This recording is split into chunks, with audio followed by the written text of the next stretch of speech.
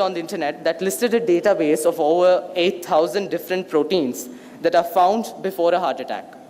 Now I decided to go and make it my new mission to go through all these proteins and see which one could serve as an optimal biomarker for a non-invasive detection of these asymptomatic heart attacks. With two conditions in mind. One, it should be a process that incorporates self-diagnosis, and two, it must include early detection.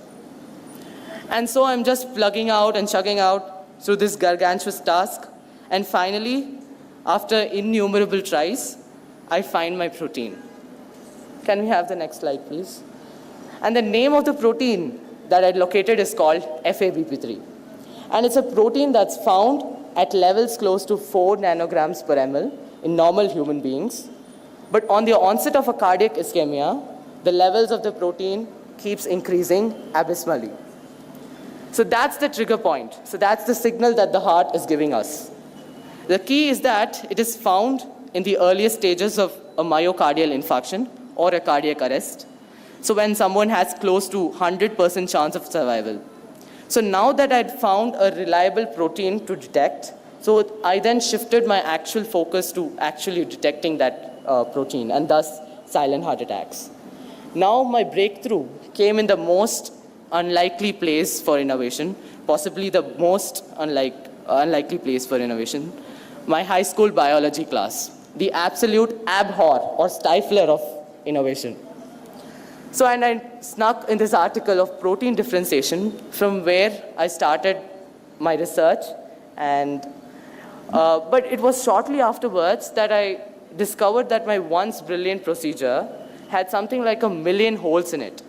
And over the course of 23 months, almost 23 months, I painstakingly filled each and every one of those holes.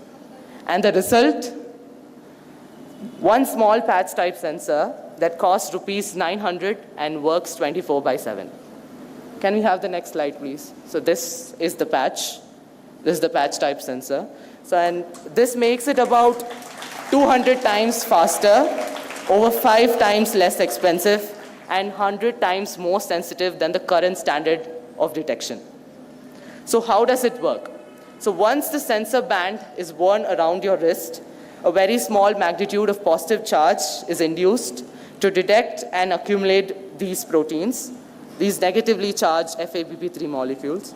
And it sounds very simple, isn't it? But it's probably not. The most crucial part is post-accumulation of these proteins. So where I developed a unique spectroscopical method to non-invasively detect these proteins without taking a blood test. So it's completely non-invasive.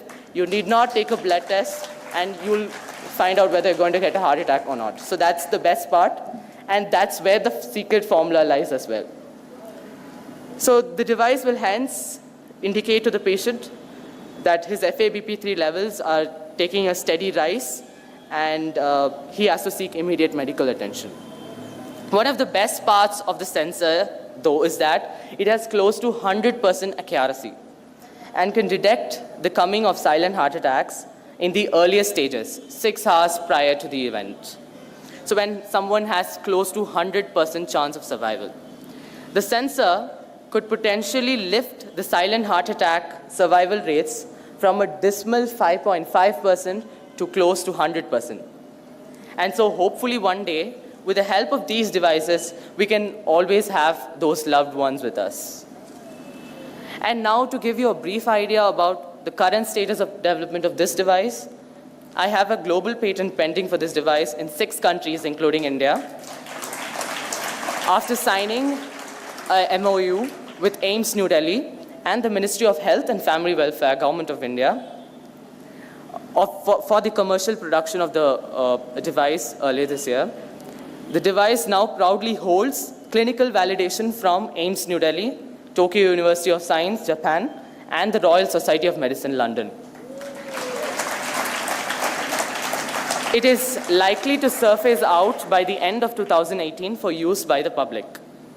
Hadn't my parents supported me in all of these endeavors, be it initial funding until I got a grant from the president, or emotional support at the times when I had tons and tons of failures, I wouldn't have been here before you, presenting to you a device that has the potential to revolutionize modern medicine.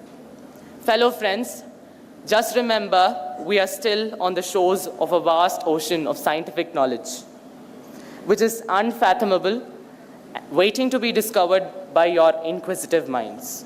Step out and make the world better with science. Thank you very much.